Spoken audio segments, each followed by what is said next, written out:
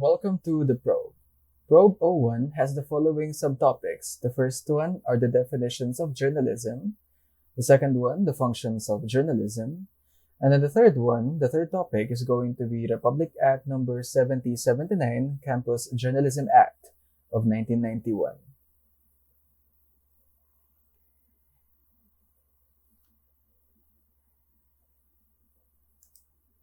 According to Jose A. Quirino, journalism is like literature in a hurry. By saying literature in a hurry, it is an affair with words, and that is, it's very time-bound. May mga deadlines, and actually napakarami na mga deadlines, because we want to keep these stories fresh. We need to be able to inform people. We need to reach the public and tell them about things that they may not perhaps still understand or still know. So when we journalize, when we do journalism, our role as writers, as journalists, is that we are going to preserve this story, keep it fresh until the general public will have access to it, and that we will help them out in understanding it through words. So yeah, it's literature in a hurry. And if you have been working actually in publication, you will know pretty much about deadlines, right? So, i-assign sa atin yung mga topics na kailangan natin i-cover, yung mga events, future events na kailangan natin i-cover. And then we need to do the cover as soon as possible. We need to write in a way na parang kakatapos lang yan, kakagawa lang ng project na to, o kakadaos lang ng event na to. We need to make sure that time is a friend of ours. And in journalism, we must be able to work with it. The second definition is not really by Jose Quirino. I'm so sorry. Nagkamali ako sa, it's actually by Fraser. So he said that journalism is something that embraces all forms in which and through which the news and comments reach the public. If you're gonna ask me, actually, like, especially sa current trends na mayroon tayo ngayon in social media, ang memes, nagiging form na rin siya of journalism eh. Kasi there are memes na they are tackling, say, mga social issues na napaka-pressing these days. Halimbawa, especially now, it's November 5. We're still under strict observation of public health safety protocols kasi pandemic pa rin hanggang ngayon. Ang dami nating mga memes tungkol sa pandemic na connected sa pag-wear ng face mask, na meron na rin actually mga ibang subtopics like the Karens, diba? TikTok and the pandemic, mga different kinds of masks na napaka-expensive. Like we also talked about certain celebrities na nagkaroon ng experience in pandemic, o kaya nagkaroon din tayo ng mga talks about the various issues na face natin, not just with our mechanisms in solving the problem, but also with the other problems and issues na nakita natin along the way. Halimbawa, some are saying that instead of funding, instead of supporting Dolomite Sand, some say that it's supposed to be used na lang para sana sa PPEs o kaya yung mga kakulangan pa sa mga schools ngayon. The pandemic may be a big issue, and as journalists, what we do is that we help the public understand the pandemic, what it is, and then the implications, the effects of it, and the other underlying issues and other problems that may arise because of it. Alright, so how do we do that? We reach each other through various forms. So traditionally, journalism is done through print. Print media is in the form of printed broadsheets, mga tabloids, mga magazines, mga flyers, mga lampoons, mga literary folios. Yan, they are printed and they are supposed to be distributed. Yung circulation nila, yung pag-distribute nila, it is managed by a particular group called the Editorial Board staff, which is headed by the editor-in-chief and the managing editors, especially for circulation or for administration. The opinions of the paper, the stance of the editorial board are all put into that print material so that the public may consume it, may know and also understand and be presented with certain arguments. And we do that through print traditionally. Pero ngayon, meron na tayong mga iba't ibang mga ways to do journalism. So, one of the events in press conferences spearheaded by the Department of Education is radio broadcasting. Radio broadcasting is actually a writing and a speaking event, also a directing event. Kasi nandun lahat yun. Magsusulat ng script, magde-direct ng flow, ins and outs, ayun, tas mag-i-speak sila ng live. It's the general aim is just journalism, like reach the public, pero it's done through sound waves. So it's still a form of journalism. However, it just came after the print media has took much of the work. And then after radio broadcasting, dumating naman din ng TV broadcasting. So audio-visual na siya because unlike radio, sounds lang yung nakikita. Sa TV broadcasting, audio-visual na. Nakikita na ni public yung nagsasalita. Nakapagpakita na rin si journalist ng mga graphs, ng mga charts, ng mga photos, ng mga videos na pwedeng magamit ni public in understanding the news better or in processing what really happened. Okay, so if you're gonna ask me, it's a really effective way of journalism, TV broadcasting. However, napaka-gastos kasi syempre, cameras, high-end cameras, CGIs, and may mga special effects pa sila minsan nilalagay sa mga sets, minsan pa rin sa videos, to make it even more engaging. Okay, so that is the other way of journalism. Another one is through online platforms. Yung mga news, mga newspapers ngayon, napansin naman siguro natin that they are already investing time in not just printing newspapers and magazines, but also publishing work online sa mga websites nila.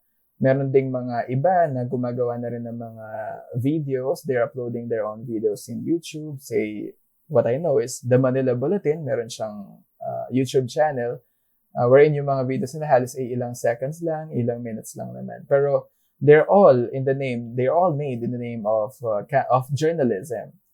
Ayan, so all that happens in the world, if such happenings hold interest to the public, and all the thoughts, actions, and ideas which these happenings stimulate become materials for the journalist. The journalist is one of the key people in steering the public.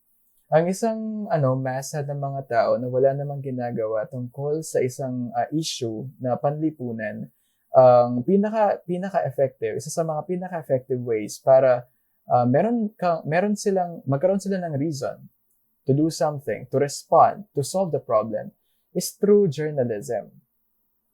And in this way, actually, the pen becomes mightier than the sword because instead of the idea being confined in the mind of a journalist, the journalist has this power to share that idea with other people. And in doing the sharing, nasi-share na impart din niya yung mga thoughts, argument, and logic, and even yung emotions na meron siya with these people through, of course, responsible journalism. The stories, the news articles, the editorial, the feature articles must all be of human interest. We have to make sure as journalists that whatever it is that we are writing must be of interest of the public who are going to read our articles. Yung mga thoughts and actions nila ng general public kailangan din nila makita, so we have to make sure that we provide them with a reliable mirror of what are they doing. And so those are the definitions of journalism according to Quirino and according to Fraser. Now, the functions of journalism, according to Elena Q. Tanodra, who wrote the book, The Principles of Campus Journalism, which I am actually going to use for the first parts of this tutorial series. are the following. So the functions of journalism, number one, to inform the public through news coverages. Napaka-basic, no? Journalism is founded on evidences, on hard facts. Nasa journalist na lang nun kung anong gusto niyang gawin sa mga facts na yun. Pwede siyang mag-inform, okay? Pwede siyang mag-narrate ng story, pwede siyang mag-expose ng sides of the issue, pwede siyang mag-persuade, okay? So, pwede siyang mag-argue, so to contradict a particular an idea, pwede niyang gawin yan. Pero yung pinaka-basic talaga niya na role is to inform the public of news coverages. Now, as campus journalists, what can you do? Are you going to talk about big social issues too? Well, you can do that. Okay, you have no limits. You can do that. But you have, of course, your priorities. You must have your priorities. So yung first priority mo, of course, is to make sure that your fellow students in the school will know and understand, will be aware of all the things that they need to know regarding the school. So say for instance, school celebration, scientific congress. If the scientific congress has organizers, say the science department, kailangan, and if you are supposed to cover it, kailangan as a journalist, you establish connection with those organizers already so that ahead of time, you would be able to assist in informing everyone of the schedule of activities, of the awards na pwedeng makuha, of the different raffles kung meron man siya, games na pwedeng i-conduct, and yung pwede ring mga pwesto, halimbawa ng mga booths kung meron mang booth competition. And also yung nature ng mga booths. Tapos yung pwede mo rin silang inform general public, help the department, science department, the organizers in understanding why is the scientific congress even conducted in the first place. Like tell them about the objective of the activity. So generally, as a campus journalist, your community is your school. So when it comes to your first role as a campus journalist, informing the public through news coverages, you have to be curious. Kailangan mag-start muna sa inyo yung curiosity bago nyo i-impart yung information na yan sa iba. Because if you are going to create or write an article about something na hindi naman din kayo curious about, it will be just a lousy article because hindi siya kasing elaborate ng article na susulat ninyo kung interested talaga kayo sa topic na yan. Okay, so these articles can also serve as channel through which important announcements can be relayed to those who need to know. Say, your fellow students, parents, and other stakeholders like barangay officials. The second function of journalism is to influence and mold public opinion. This function can be channeled through columns, editorials, and letters to the editors. Yung mga arguments in editorials must be always based on factual accuracy and sound logic. As a journalist, our role as editorial writers too is to guide the public on what is the meaning of a particular news story, and we have to tell them of the possible outcomes of a particular social action, say by the government or by a particular big company. Okay, so halimbawa, nakapag-decide or napag-desisyonan ng Malacanang na itigil na or by saying itigil na siguro, it's more appropriate to say na hindi na ituloy ang school year, like siguro yan, November na ngayon, say for instance, tas papatigil nila. What is going to be the implication of that? What is going to be the effect of that to key stakeholders? Say for instance, to students, to parents, to teachers, to non-teaching personnel, to the administrators. As editorial writers, we have to help them out in understanding the pros and cons of stopping, of having academic freeze, like that, like nakapag first quarter na halos or second quarter na masus, tas bilang ititigil. We have to tell them what is going to be the implication of that. And we do so by basing, of course, our arguments from a news peg. Napakahirap. Actually, it's almost impossible to write a good editorial article without a good news peg, or without a news peg. A news peg is news. Okay, it is an issue, a topic na dapat current at interesting. At dapat siyang pag-usapan. Kasi kung halimbawa, hindi naman siya, like, nangyari na yan several years ago pa. Tapos wala namang ganap ngayon na connected dyan. Tapos gusto mo siyang pag-usapan sa editorial. Well, baka, you may just be wasting your time and other people's time. Also, if you are campus journalists, make sure that you are serving your readers at all times. Kailangan yung inyong editorial, it is something na gugustuhin basahin ng isang kapwa ninyo estudyante. Something that interests them, and of course, something that will affect them, or that affects them, or that has affected them. Ayun. So, based it from a news peg, from qualified sources, and of course, you have to make sure that your facts are accurate and that meron kayong sound logic. The next function of journalism is to amuse or entertain the public. I'm sorry, hindi ko pa siya napalitan. Okay, it's amuse or entertain the public.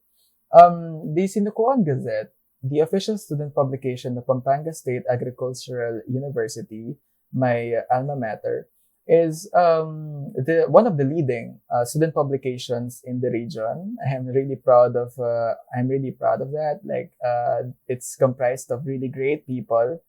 And for 4 years, I have discovered more about journalism by being a part of the Sinukuan Gazette. And then one of our major projects is the Literary Folio.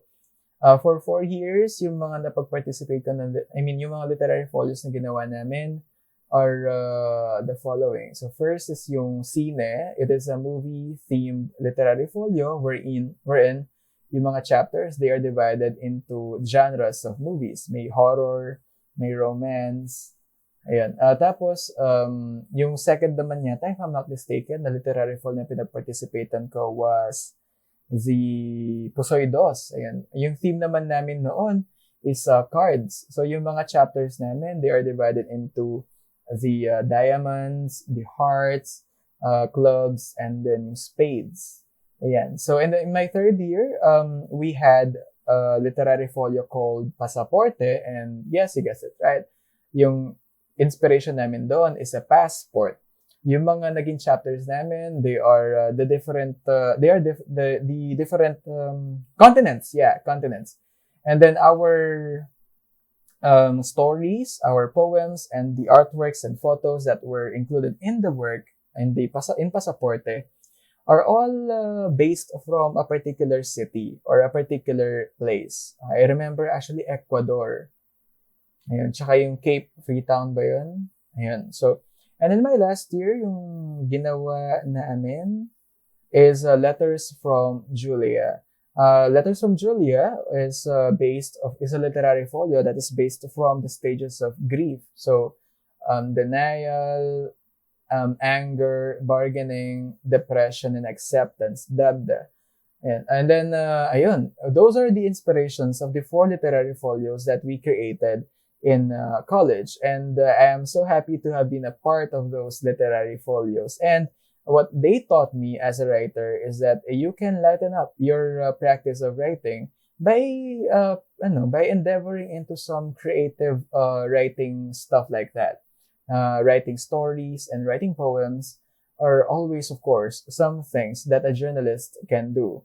Syempre, alam natin that we are non-fiction writers, pero how about we deal into fiction and just try and be creative? Because for a feature writer, that is going to be his or her strength.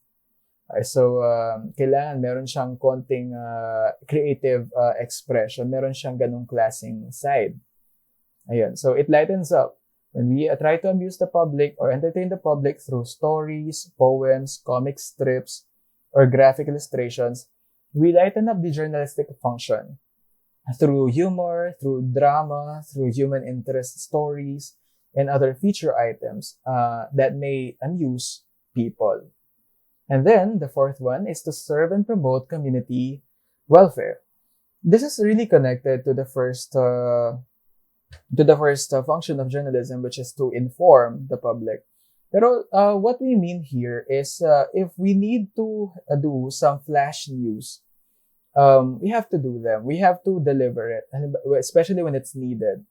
Informing the public kasi of an event that happened is one thing.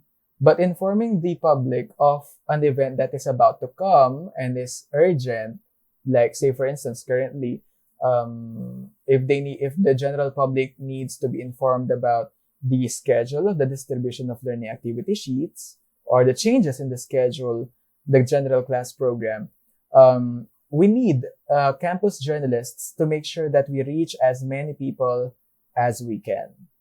Again, we need campus journalists who can reach as many people as they can. And so schedules of club meetings, important announcements, school festivals and occasions, and releases like memoranda from the offices of the administrators are all channeled effectively through campus journalism. For the last part of this episode of The Probe, we are going to talk about the foundation of campus journalism in the Philippines. Republic Act number 7079, otherwise known as the Campus Journalism Act of 1991, has the following title and the following declaration of policy. It is the declared policy of the state to uphold and protect the freedom of the press even at the campus level, and to promote the development and growth of campus journalism as a means of strengthening ethical values, encouraging critical and creative thinking, and developing moral character and personal discipline of the Filipino youth. In furtherance of this policy, the state shall undertake various programs and projects aimed at improving the journalistic skills of students concerned and promoting responsible and free journalism. So, kumbaga, it provides a rationale. Why are we going to encourage free journalism in high school and in elementary? Aren't they too young? No. Expression is a human characteristic. The ability of a human to express how they feel, or to express what they see, to tell what they see, to write what they see, or what they hear, what they experience, is something that must not be limited to a particular age group.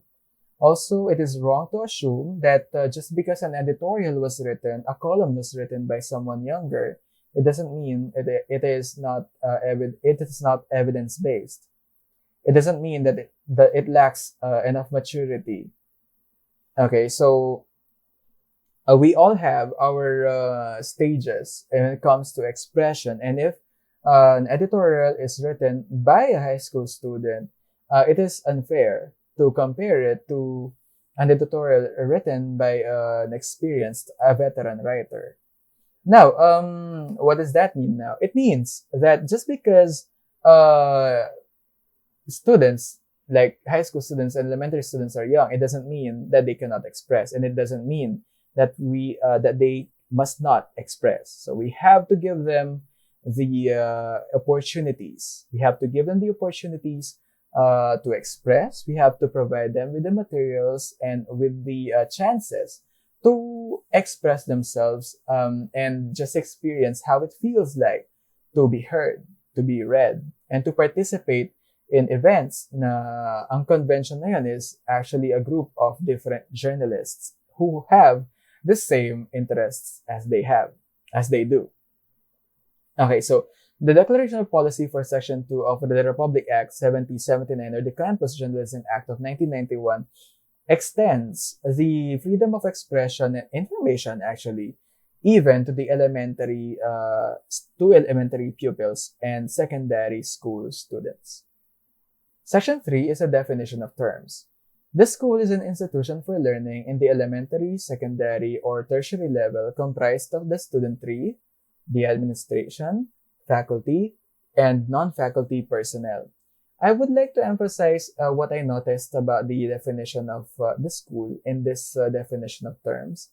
It emphasizes that the school is comprised of the people, the students, the administration, faculty, and non-faculty personnel. They are comprising the school, either from the elementary, the secondary, or the tertiary level. It is not just the physical school that we're talking about. It is the people in that particular school. The second definition of term is about the student publication. The issue of any printed material, traditionally, that is independently published by and which meets the interests of the student tree. The student publication is by the student for the students. That is the summary of the student publication. It can be a printed material, pero since we have various channels now for expression, thanks to the internet, it can also be some online platforms. The student journalist is any bona fide student enrolled for the current semester or term, that is a year, who has passed or met the qualification and standards of the editorial board. There are various ways for qualifying examinations to be done. Pwedeng may mga writing competitions. Pwede rin may mga parang mini press conferences ang schools para makapag-select sila ng mga ng members ng editorial board. And at the same time, the student journalist na pumasa sa mga qualifying examinations na yun must have or maintain a satisfactory academic standing as well.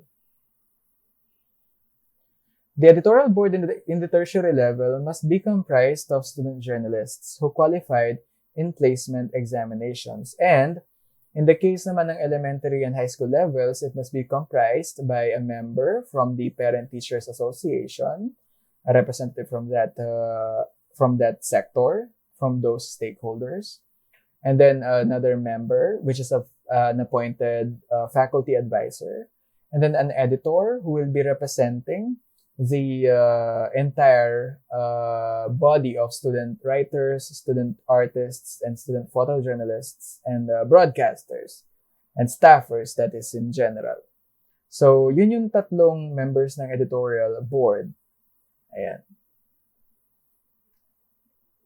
Also, ayan. And then the definition of terms for this is starting with a reminder that in the tertiary level, yung advisor, publication advisor, pwede siyang ma-select out of the selections, out of the options na mayroon ang editorial, members of the editorial board. What do you mean by that?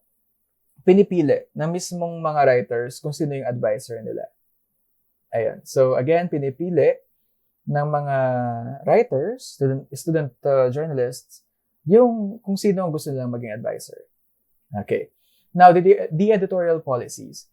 The editorial policies are a set of guidelines by which a student publication is operated and managed, taking into account pertinent laws such as ito nga, Campus Journalism Act of 1991, as well as the school administration's policies. Yung said guidelines shall determine the frequency of the publication, the manner of selecting articles, and the features and other similar matters. There are universities, of course, universities that are divided in colleges, and colleges are, specific. Halimbawa, College of Education, they can have their own, they can publish their own, of course, paper. And that paper,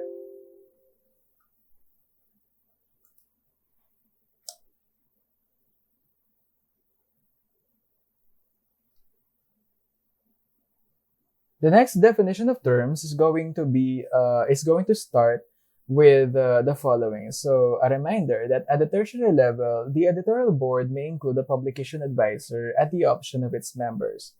In other words, pwedeng manggaling yung magiging advisor ng isang school publication at the tertiary level mula dun sa choice ng mga mismong writers. Pwedeng mamili sila ng kung sino yung gusto nila maging publication advisor.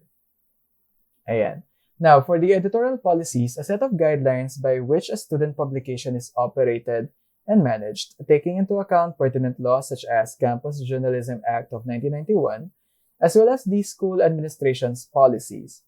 Halimbawa, if the school is a Catholic school, medyo mayroon silang mga pwede at hindi pwedeng isulat or include sa publication nila, sa mga releases nila ng isang student publication. Meron silang mga konting restrictions.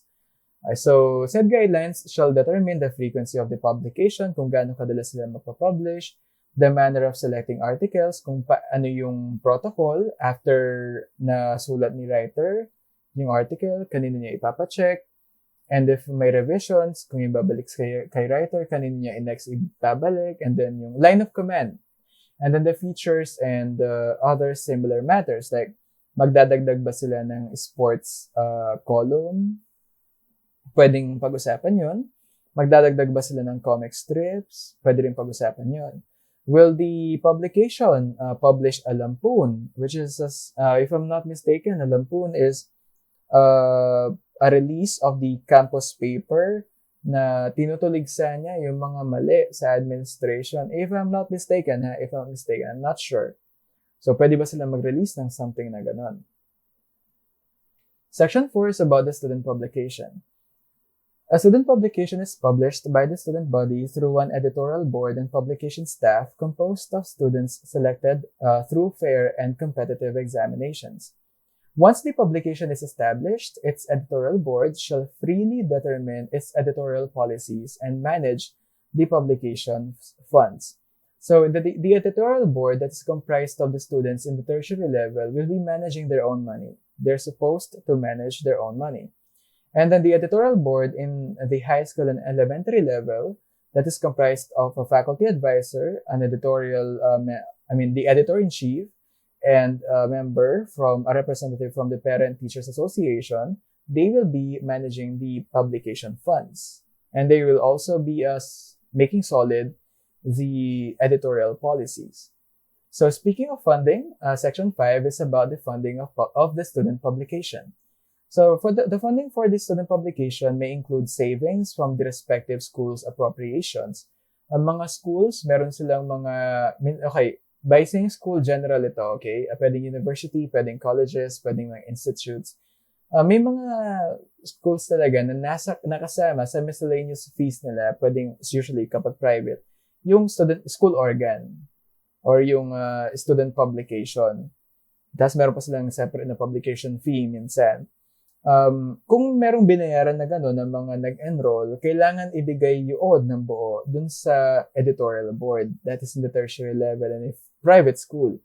Ngayon, kung halimbawa, public schools, nang alam ko, kung meron lang budget talaga for student publication, that's well and good. So, student subscriptions, pwede rin ang mga estudyante na mismo yung mag-volunteer, pwede sila mag-subscribe sa isang school organ, donations, and other sources of funds. Now, in no instance shall the Department of Education, Culture, and Sports, or currently DepEd, or the school administration concerned withhold the release of funds sourced from the savings of the appropriations of the respective schools and other sources intended for the student publication. Withholding such kasi is considered now illegal. Subscription fees collected by the school administration shall be released automatically to the student publication concerned. Kung halimbawa nabuo na yung editorial board, kailangan nang i-transfer automatically yung publication fund, student publication fund, school publication fund. Automatic dapat daw yun. In Section 6, it's the publication advisor. Again, it shall be selected by the school administration from a list of recommendees submitted by the publication staff. Yung function ng isang advisor shall be limited to one of technical guidance. Kailangan hindi siya yung nagde-drive ng gagawin sa publication. Kailangan siya lang yung magbibigay ng technical assistance. Siguro ang kailangan din dun na technical assistance na level of technical assistance na kailangan i-clarify din. Kasi baka yung publication is nag-i-start pa lang, so baka malaki-laking technical assistance ang kailangan compared sa publication na experienced na and minimum na lang yung input na kakailanganin from the advisor. So, syempre, tatansyahin din yun. Section 7 is the security of tenure. A member of the publication staff must maintain his or her status as student. Kailangan estudyante pa rin siya sa school na yun para mag-remain siyang maging member ng publication staff.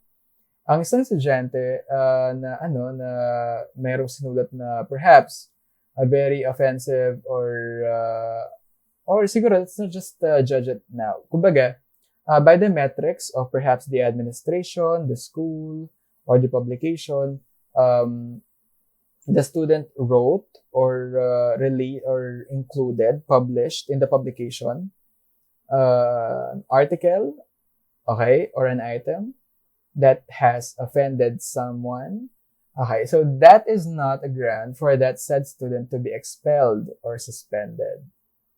Okay, so kung meron man siya na-publish na ganun, and it was deemed by some to be really offensive. Siguro that is the general term we can use. Despite being proven that indeed so, it is offensive, that is still not a reason for the student to be expelled from the school or suspended. And so it is not also a basis for the performance of his or her duties in the student publication. Kailangan hindi rin gamitin yon as a metric against his or her performance in the publication. Section 8 are the press conferences and trainings and seminars. So the Department of Education shall sponsor periodic competitions, press conferences, and training seminars in which student editors and writers and teacher advisors of the student publications in the elementary, secondary, and tertiary levels shall participate. Ang mga competitions na to, conferences and seminars, shall be held at the institutional, pwedeng cluster or school, divisional, per division, pwedeng regional, per region, and culminating with the holding of an annual national elementary, secondary, or tertiary school press conferences in places of historical and or of cultural interest in the country. In the case of may mga schools press conferences, SPC, SPC, School Press Conference, or SBPC, like School-Based Press Conference. Meron ding mga CSPC, Cluster Schools Press Conference. Doon nag-meet yung mga schools nun. And meron din may DSPC, which is Division Schools Press Conference, kung saan nag-meet ang mga clusters. And then meron ding Regional Schools Press Conference, or RSPC, kung saan nag-meet naman ang divisions within a region. And then the regions are going to meet each other in the National Schools Press Conference that is held annually. And in historical places, or in places that have significance in the culture of our country. Now, Section 9 are the rules and regulations. The Department of Education, in coordination with the officers of the National Elementary, Secondary, or Tertiary organizations or official advisors of student publications, together with student journalists at the tertiary level and existing organizations of student journalists, shall promulgate the rules and regulations necessary for the effective implementation of this Act. Everyone concerned in campus journalism must promulgate the rules and regulations necessary for the effective implementation of this Act. Now, Section 10 is on tax exemption. Pursuant to Paragraph 4, Section 4 of the Article 14 of the Constitution, which is Education, Culture, Sports, Science, and Technology, all grants, endowments, donations, or contributions used directly and exclusively for the promotion of campus journalism as provided for in this Act shall be exempt for donors or gift tax. If the publication received a donation or a gift from a company or an entity or an individual, that gift, kung cash yan, usually kapag cash, it must be exempted from donors or gift taxes. They're protected, okay, by the Campus Journalism Act of 1991. Section 11, Appropriations. For the initial year of the implementation of Campus Journalism Act of 1991, the sum of 5 million pesos was thereby authorized to be charged against the savings from the current appropriations of the then Department of Education, Culture, and Sports. Thereafter, such amount as may be necessary shall be included in the General Appropriations Act, or the GAA, yung national budget for a particular year. Now, Section 12 is for effectivity. This act shall take effect after 15 days following the completion of its publication in the official gazette or in at least 2 newspapers of general circulation. And it was approved in July 5, 1991. I hope that Probe 1 was able to introduce to you the concepts of campus journalism that you may need to know or perhaps remember.